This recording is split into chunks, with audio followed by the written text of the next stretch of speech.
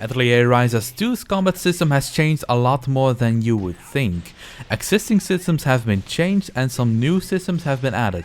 As such, the combat can feel a bit overwhelming at times, or you might not be aware of something that can really help you out. In this video, I will tell you everything you need to know about the combat system in easy and logical steps. Are you ready? Then let's get started.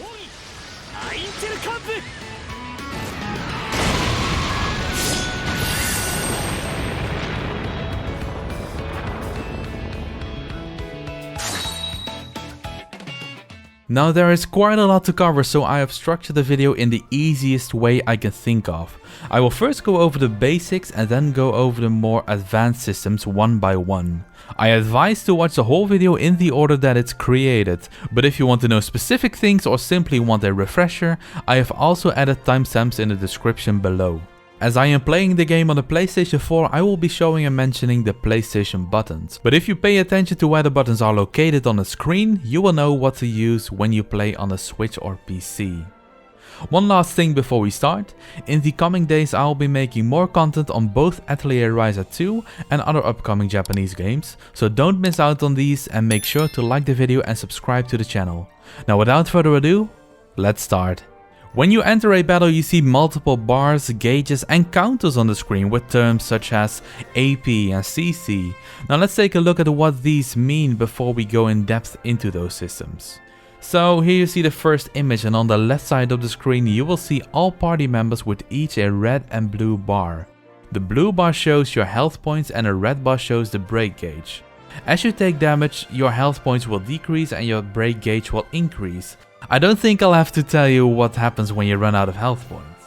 But once the red bar, the break gauge, is at 100%, your character will go into a break state.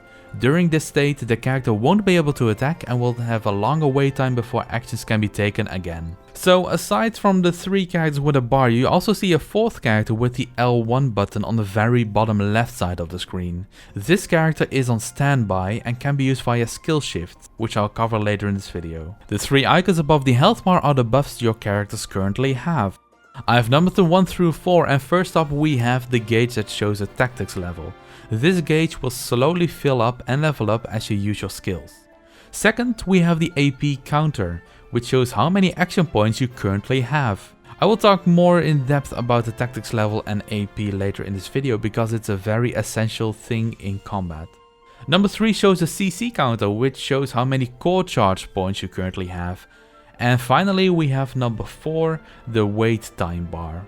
This shows how long it will take before you can attack again, which brings us to the bottom right side of the screen. Here you can see the wait times for all characters and enemies on the battlefield. Once someone reaches the middle, he or she can take action. And finally we have the battle mode that is currently active. There are 2 options, support mode and aggressive mode, and later in the video I will go into more detail about what these actually do. So now that we know what the stuff on screen means, let's zoom in on each system individually. Battle formation, modes and targeting. You can have 4 characters take part in a battle at the same time. 3 members will be active and 1 will be on standby ready to get shuffled in frequently. Once you are in battle, you can press L2 or R2 to swap between characters. I advise to frequently swap between characters that you control in order to trigger more action orders. You see, when you control one character, the other 2 can give you an action order, and when you swap to another character, the one that you were previously controlling will give one as well. I will go deeper into action orders later on in this video. All you need to know for now is that they are insanely helpful and you want to get as many of them as possible. Swapping your target can be done by pressing left or right on the directional pad of your controller. When starting a battle, your characters will most likely divide themselves across all enemies, and I actually advise to have them all target the same enemy to make the battles go quicker. So in order to do this, you will need to first swap to the other character, and then manually swap the target for that specific character to the same enemy as the other ones. Finally, we have the 2 battle modes that I talked about earlier, the support mode and aggressive mode. You can change between these modes by pressing up and down on the directional pad of the controller. The difference between these modes is the behavior of the characters that you are not controlling. In support mode, they will only use regular attacks and help you build up a lot of AP points. In aggressive mode, however, they will also use skills which actually use up the AP points that you are trying to generate. I really recommend to stay in support mode and use all action points with the characters that you control directly.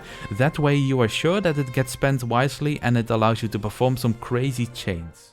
Now, I have mentioned action points or AP a couple of times, but what does it actually mean?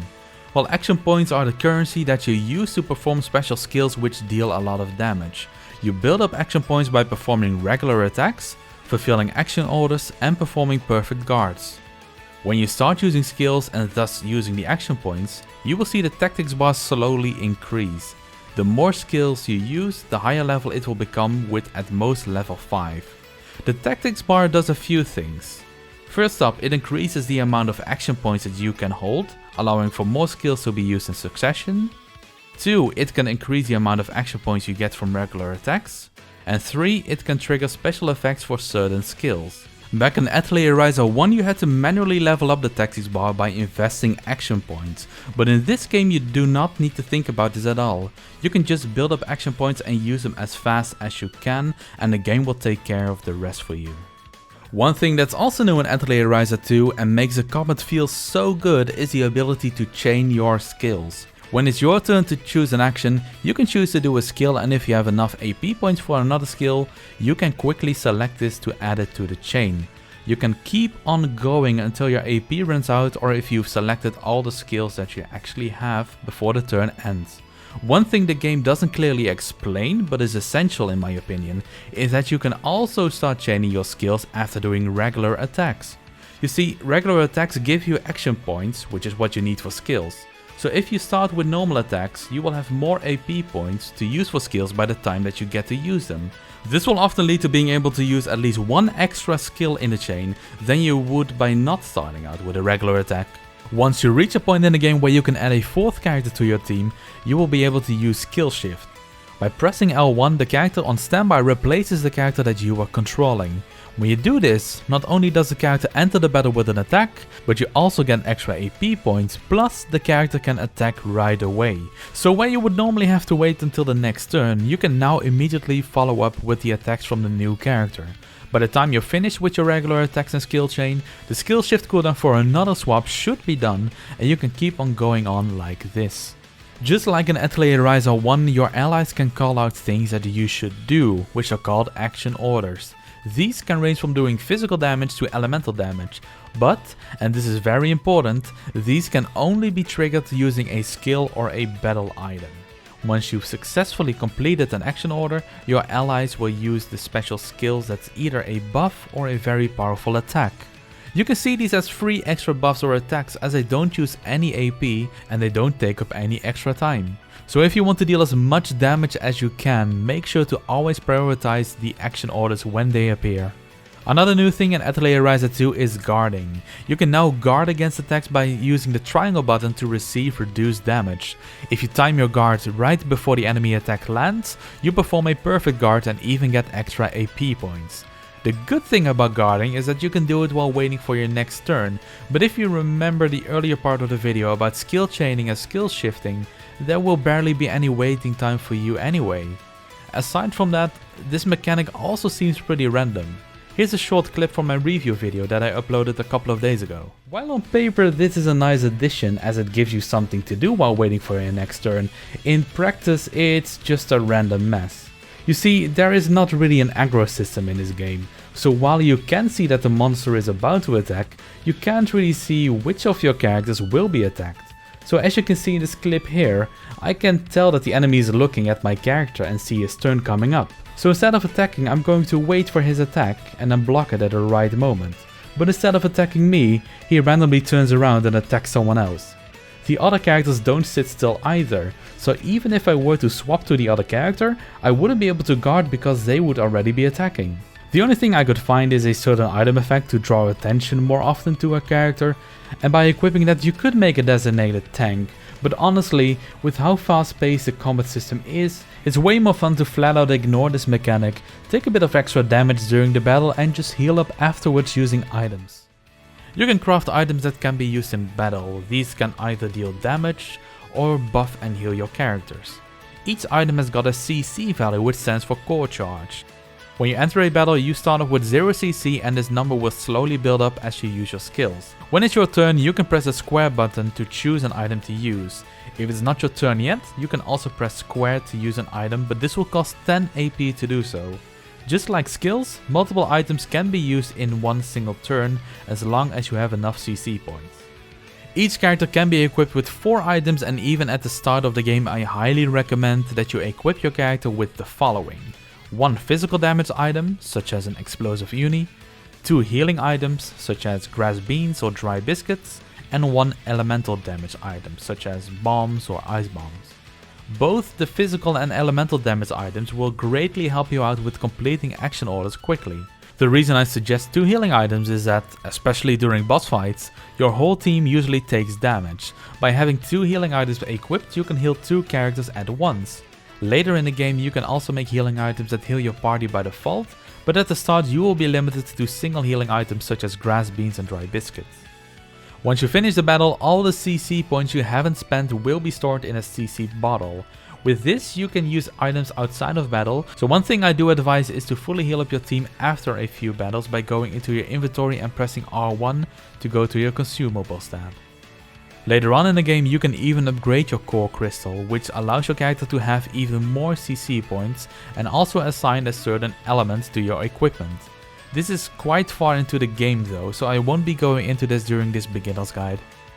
And finally we have the Fatal Drive and Core Drive skills. You can kind of see these as the ultimate attacks in the game. Fatal Drives unlock for each character at level 50, just like in the first game, and you can use these once the tactics level is maxed out, so when it's at level 5. The downside however is that once you use your Fatal Drive, the tactics level will be reset to level 1, which will greatly reduce the amount of skills you can use by a lot until you build it back up. It's because of this that Fatal Drive should only really be used as a finisher or to quickly interrupt the special attack of a strong enemy. Core Drives however are new skills that need to be equipped along with your equipment. You unlock these through the Alchemy skill tree, and activating a Core Drive can only be done by fulfilling the specific requirements for that skill. Let's look at Uni Hurricane for example. This skill can be used when you use 3 items that deal physical damage in one turn. So as you can see in the clip right now, I have equipped Ryza with 3 explosive uni, and once I have 3 CC points, I can use them to trigger the skill. Bear in mind that each character can only use a Core Drive skill once per battle, but you can see how powerful these can be, so make good use of them. So with all systems explained, let's combine everything into a few practical tips that have worked really well during my playthrough. In the background you will see gameplay that shows these tips in action. So let's start off with the first tip. Always initiate a battle by hitting the enemy with a gathering tool. Not only will doing this start you off at the higher tactics level, you will also give the enemy a debuff depending on which item you use. Hitting an enemy with a grass sickle will reduce the attack, hitting an enemy with the axe reduces the defense, the bomb rod will deal a little bit of damage, and finally the bug net will reduce the speed. I recommend going with the axe normally as it makes the battle go a lot quicker, but if you are having trouble with the monsters in the area you might want to use a bug net as it gives you more breathing room. The second tip is to focus on one enemy at a time. I personally find this the quickest way to deal with enemies, but if you're running a lot of AoE items that you want to use, it may be a bit different for you. What usually happens is that your party will spread out and fight one-on-one, so you will need to change to the character and then change the target for that specific character to make sure they're all looking at the same enemy. This will also make sure that when the enemy starts charging a big attack, you will be able to interrupt it in time and save yourself from taking a lot of damage. Tip 3 is to use regular attacks and then combo it into skills. If you've played Ryza 1 you might be tempted to either use a skill or use a regular attack, but that huge limitation has been removed in this game, so make good use of this. By attacking first you will even generate some extra action points that you need to use for skills anyway, which brings me to my next tip. Tip 4 is to always chain and use skill shifting. Chain as much as you can. The higher your chain, the more damage the follow-up skills will do. This is specifically the case if you chain a skill into a plus or a plus plus version of the skill. Keep going until you can no more, and by this time your skill shift should be ready to go. Use the skill shift to swap in your new character, Do the same with the skill chaining, rinse and repeat. Tip 5 is to save healing for after fights. During a battle, time is damage, so even if your characters are losing HP, don't forget that your remaining CC points will be saved to a total of 10 outside of battle.